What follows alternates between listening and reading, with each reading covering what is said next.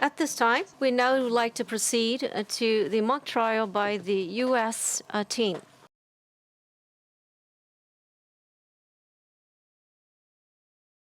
So let me introduce the members of the panel.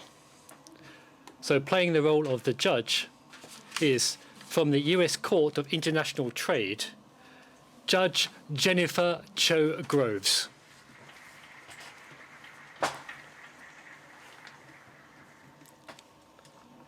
Playing the attorney for the plaintiff is, from the White & Case International Law Firm, Attorney at Law, David Al-Bagli.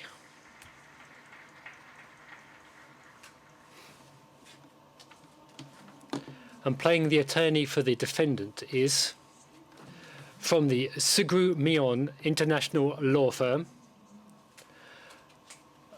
Attorney at Law, Fadi Kiblawi. On the tablets handed out at the venue, please look at document number 6, the US mock trial slides.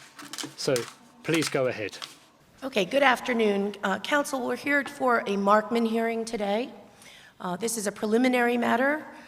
In the United States, we hold a bifurcated proceeding. We first do claim construction, which is a legal matter where the judge only looks at the claim construction. We usually do this proceeding several months before a trial. So we're going to do a bifurcated proceeding today. So Council will first go into the Markman. Would you like to reserve any time for rebuttal today?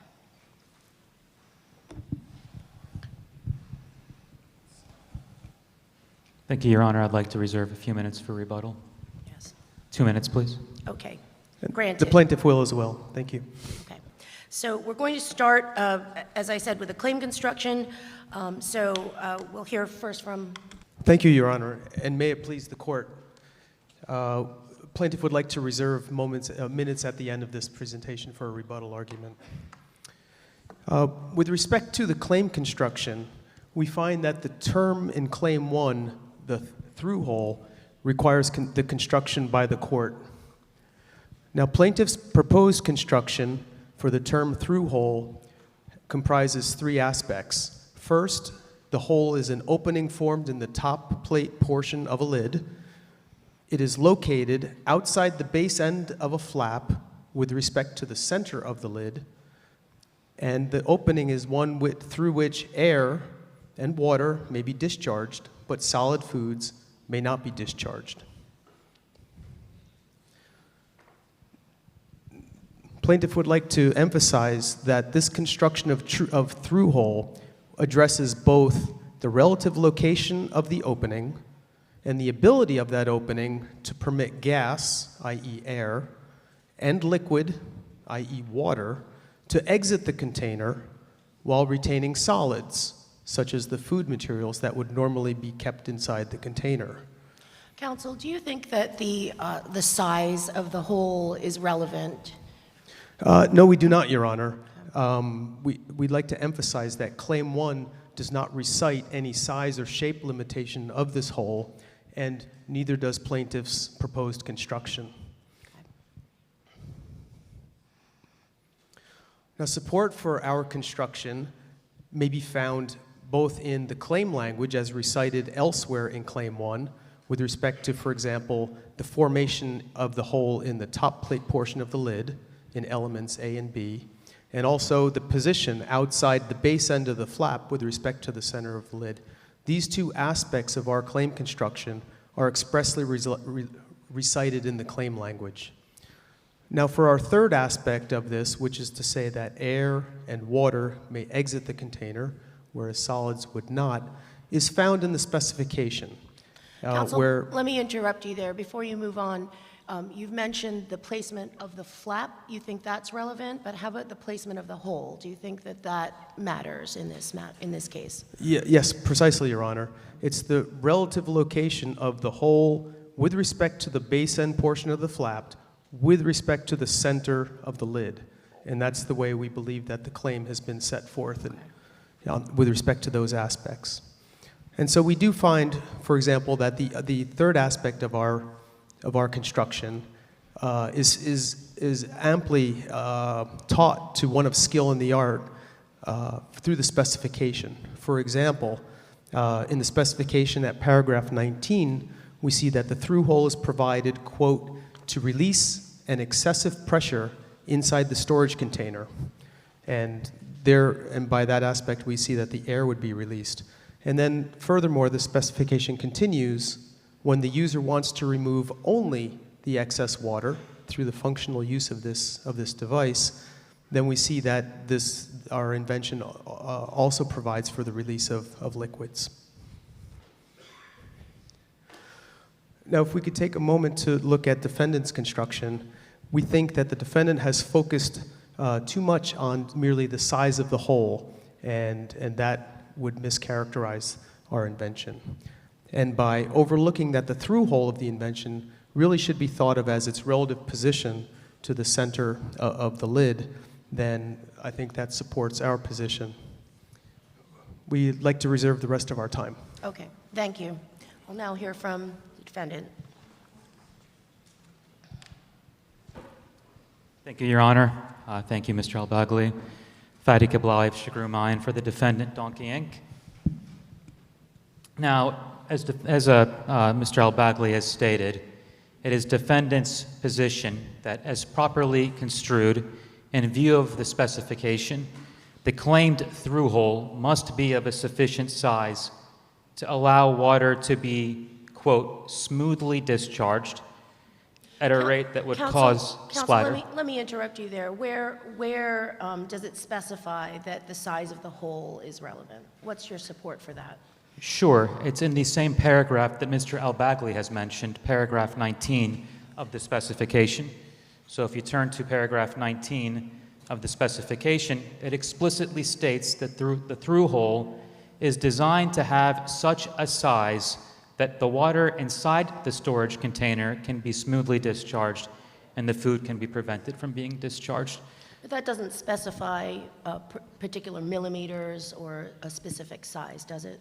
To one of ordinary skill in the art, one would understand that the size being specified here is to accomplish a particular function. In this case, actually, two functions. The specification provides both an upper limit and a lower limit for the size of the hole. Indeed, plaintiff's own construction recognizes that when read in view of the specification, the claim as properly construed does in fact have these size limitations. And these are sizes to accomplish, again, the prevention of food from being discharged, that's the upper limit of the size, as well as a lower limit that allows for water to be, as I quote from paragraph 19, smoothly discharged.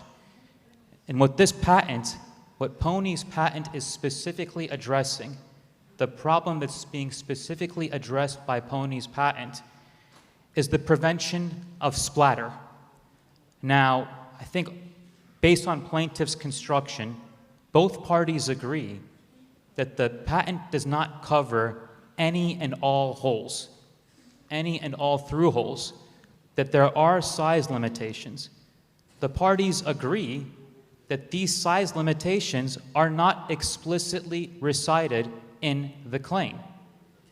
Rather, applying the law of Phillips, the claims must, in all cases, be read in view of the specification with the objective of ascertaining what the inventor has invented. In this case, it's clear from the patent that the inventor is addressing a specific problem, a problem of splatter. To address this problem, the hole in of itself must be of sufficient size such that there would actually be splatter. This is reflected in paragraph 19 of the specification. If the hole was so small that water is not smoothly discharged, there would be no splatter. There is no problem in those scenarios addressed by the invention. So when reading the claim in view of the specification as a whole, it is clear that the objective being addressed here is in the context of where the through hole is of a size where water is discharged smoothly, i.e. at a rate that would cause the splatter problem.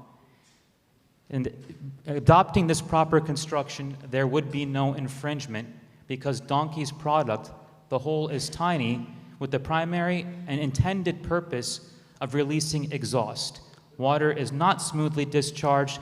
Through third-party testing, we can see that the water is discharged at such a slow rate that there would be no splatter, and therefore this falls outside the scope of the pony purported invention.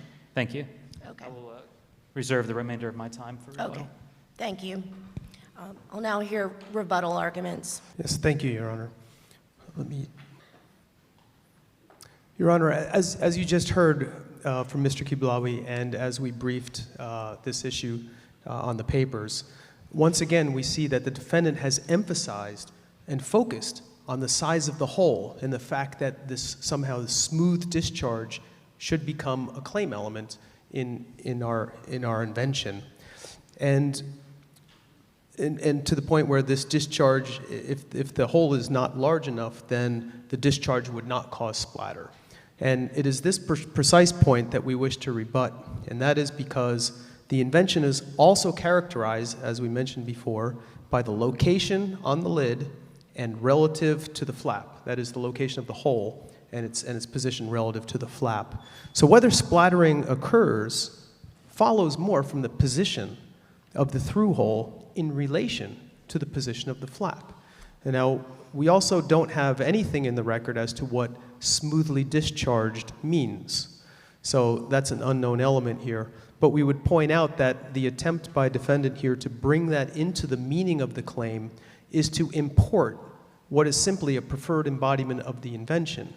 And as we see, the claim itself does not recite any element with respect to the size or shape of the hole, and from that it follows that it would be wrong to import that limitation as suggested by defendant. With that, we turn the case back to you. Okay, thank you. Is there any rebuttal? Yes, very briefly, Your Honor. Thank you, Mr. Al-Bagli, for your comments. So initially, I want to point out that one of ordinary skill in the art, reading the patent in the context as a whole, would understand what is meant by the smooth discharge. It is the type of discharge that would lead to the problem being addressed by the patent, splatter. And yes, while defendants agree that the relative location of the flap base to the hole is also a limitation in the claim, in fact explicitly recited in the claim, both parties agree, and this is unrebutted by plaintiff, that the claim also, under its proper construction, includes unrecited size limitations. The basis for that, for plaintiff's construction, requiring a size that allows water to be discharged but prevents food from being discharged, the sole basis for that is clear, paragraph 19 of the specification. It is improper for plaintiff to pick and choose 3/4 of this paragraph to rely on for his construction while ignoring the word smoothly. That is a word that is critical to the context of the invention, and under the law of Phillips, when ascertaining what the invention is, there's no doubt this invention is about addressing the problem of splatter caused by a smooth discharge, and not simply any discharge, including a trickle discharge of water from the hole. Thank you, Your Honor. Okay. Thank you, counsel, for your arguments. At this time, I will rule from the bench regarding the claim construction in the Markman hearing. The court agrees with plaintiff that the claim should not be limited to the size or the characterization of the flow rate of water, even though the specification indicates that this may support the smooth discharge of water. The use of the term smoothly discharged does not suggest that a certain flow rate is required for the discharge of water to be considered smooth, only that the water should not hit the flap when discharged, regardless of the speed or the flow rate of the fluid being discharged. In the context of the specification, As a whole, a person of ordinary skill would read the claimed through hole to have an opening wide enough to allow for the discharge of excess water to not hit the flap of the lid. The discharge of water occurs when the storage container is enclosed with the lid and tilted to remove the excess water from the opening at the corner of the top plate portion. In addition, the parties have not provided any extrinsic evidence in their arguments for the construction of the claimed through hole.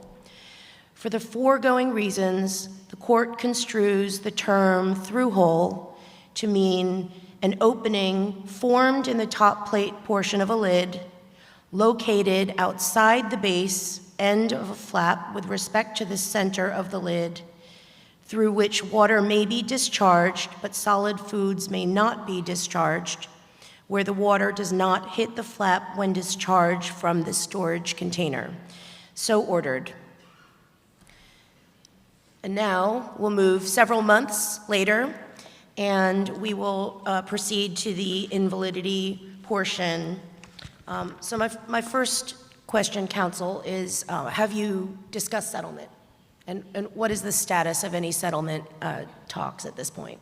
Yes, thank you, Your Honor. We have attempted to settle with defendant. We've had numerous missed calls, and we were able to speak directly once, but we have not reached any settlement yet. Do you have a response? Yes, it is the position of defendants that plaintiff's demands are unreasonable, and we have not reached a settlement as of yet. Okay, so you'd like to proceed today? And we're proceeding with a bench trial, correct? Yes, Your Honor. Yes, Your Honor. All right, so I'll now hear from the parties on invalidity arguments. Thank you, Your Honor. Again, Fadi Kiblawi for the defendant, Donkey. So defendants submit that one of ordinary skill in the art would have found the asserted claim of the pony patent invalid as obvious by the patent's own admitted prior art, either alone or in combination with the US 2006 prior art reference. Indeed, there is no dispute that the admitted prior art discloses all of the elements of Claim 1 other than the location of the flap base relative to the through hole. The purported invention simply makes a trivial and simple rearrangement of these parts such that the flat base is moved from inside to outside of the through hole. Yet it is well settled in the case law that the simple rearrangement of parts in a manner that does not modify the function or operation of the constituent elements of the base device is an obvious design choice. In this case, it's indisputable that there are a finite number, 2, of relative locations of the through hole and the flat base, either inside or outside. It is also indisputable that rearranging these relative locations would not affect, modify, or otherwise disturb the function of the storage container, the function of the through hole, and the function of the flap of the admitted prior art. Thus, Pony's asserted claim would have been obvious as a matter of design choice in view of the admitted prior art. Now, notably, under the supreme law governing obviousness, that is, the Supreme Court's decision in 2007, KSR versus Teleflex, a finding of obvious no longer requires an explicit teaching, suggestion, or motivation found in the art. Instead, and I will quote the Supreme Court here, if a person of ordinary skill can implement a predictable variation, Section 103 likely bars its patentability. Counsel, do you think that KSR overruled Graham? Is Graham still good law? Graham is still applicable law, and the factual findings under Graham are also applicable. And in this case, the factual findings under Graham would also yield, together with the articulated rationale to support the legal conclusion of obviousness required by KSR, a finding of invalidity. Now, under Graham, we look at the differences, for example, between the base device and the claimed device. In this case, There's one difference, as we mentioned, the relative location, the arrangement of the through hole versus the flat base.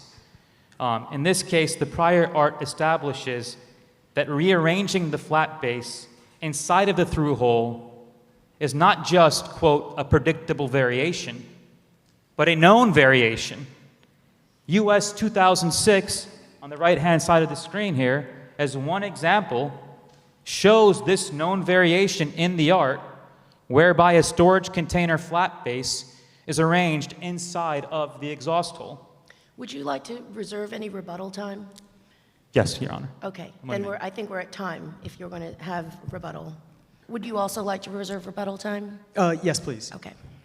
With respect to the validity issue, plaintiffs would like to rebut both of the grounds that have been raised by defendant for allegedly finding our claim to be invalid.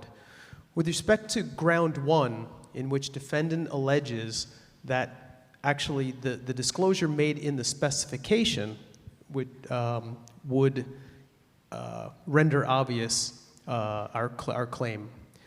Now, it was characterized as a mere rearrangement of elements that were found in the prior art and admittedly which were written in the specification.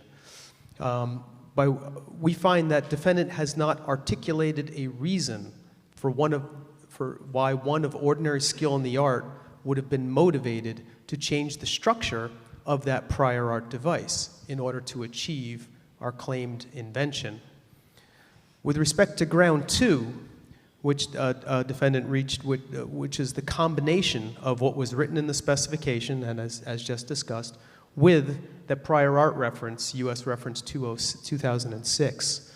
And with respect to this proposed combination of prior art references, the defendant has not established a prima facie case for obviousness because plaintiffs respectfully assert that the combination would have rendered the prior art inoperable or unsatisfactory for its intended purpose. And I'm speaking specifically with respect to the flap that is activated in that reference by use of a vacuum. We also point out that defendants' arguments are based on hindsight reasoning, and it is only by seeing the plaintiff's patent specification that it had come up with this reason for bringing these two references together, and that is not permitted under the law. Wasn't there a commercial motivation? That's debatable, and we find that there's not necessarily one. In fact, with respect to that particular issue, the prior art container that was disclosed in our specification was well known in the art. This had been used for many years, and in fact, the flap itself was located at the edge of the lid for manufacturing purposes. That was the way that it was easy to manufacture. And taking these two issues into consideration, we find that defendant's argument is merely superficial. Taking the flap from one position to another, anyone can do it. Defendant makes it sound like a child could have redesigned this. However, we wish to point out again that the flap was located at the edge in this prior art device for ease of molding, for manufacturing reasons. And to a person of ordinary skill in the art, this alleged modification would have required extra work and greater expense for little apparent reason. Now, we agree that, of course, Deere and KSR are good law, and that KSR has done away with the need to expressly find a teaching, suggestion, or motivation. But nonetheless, case law still requires that in order to allege this invalidity, there must be articulated reason why the change would have been made. And we have not heard a sufficient articulation of that reason. If you'd like to reserve time, Yes, Your we're Honor. at Thank you. time. Okay, thank you. Okay, you can have a little under 2 minutes, counsel. Thank you, Your Honor. So to plaintiff's point that the ground two, modifying the admitted prior art to rearrange the relative location of the flat base, that would render the device inoperable for its intended purpose, that's categorically false. That would be relevant if we were looking at the US 2006 prior art reference as the primary device. We're not. we're looking at the admitted prior art. And when you rearrange the location of the flap of the admitted prior art to a, again, not simply predictable variation, but a known variation, as shown in US 2006, does not impede, disrupt, or otherwise affect the operation of the device. In terms of the KSR's requirement of an articulated reasoning with a rational underpinning, well, KSR recognizes that a simple substitution of one known element for another to yield predictable results is sufficient as a reasoning articulated with the supported rationale for obviousness. You have 20 seconds left, counsel. Thank you. So I simply ask the court to apply the law of the Federal Circuit in Apple versus Samsung. Just as in that case, also here, when a patent simply arranges old elements with each performing the same function it had been known to perform and yields no more than one would expect from such an arrangement, the combination is obvious. The simple substitution of one known element for another makes Pony's patent and their asserted claim obvious. Thank you. Okay. Thank you. You can have about a minute and a half. Yes. Yes, thank you, Your Honor. The point that we would like to rebut is with respect to the prior art reference, which uses the vacuum in order to activate the flap. And to the extent that the defendant believes that we're going to just rearrange this, I'd like to point out that one second here. Right, that what the defendant has proposed is hindsight reasoning, basically, and that the conclusion of obviousness must be reached on the basis of facts understood from the reference itself. And if we look back at the reference and where it's using a vacuum, it is simply put this flap inside the area of the lid so that the vacuum can be located on top of this and not be interfered. And so this is inapt. It doesn't relate to the reason for moving the flap from the edge of the lid that's in the admitted prior art. And for that reason, we find that there's no motivation that's been articulated here. Thank you, Your Honor. Okay, thank you. Thank you, counsel, for your arguments today. Also, I normally would take this back and write a full opinion on this. Today, I'll make an exception and we'll rule from the bench. So the question before the court is, was it obvious to a person of ordinary skill in the art that a combination of the two prior art references would resolve the issue of removing both excessive water and air pressure from the storage container after it has been heated? So the court concludes that the combination of prior art references would not have motivated the person of ordinary skill in the art to modify with a flap based on a non-return valve for the claimed invention, or to move the placement of the flap further from the upper surface of the top plate surface. As there is no prima facie case of obviousness or further evidence of secondary considerations, the court, having considered the defendant's asserted prior art combination and the evidence in addition to plaintiff's argument of non-obviousness, concludes that the defendant has failed to prove by clear and convincing evidence that the asserted claim of the plaintiff's patent would have been obvious. So for the reasons stated, the court holds that the plaintiff's patent is valid under 35 U.S.C. section 103, and the defendant's product directly infringed plaintiff's patent. Thank you.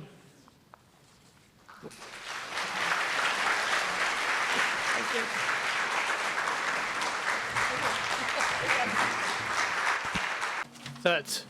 That is the end of the US mock trials team presentation. Thank you for your presentation.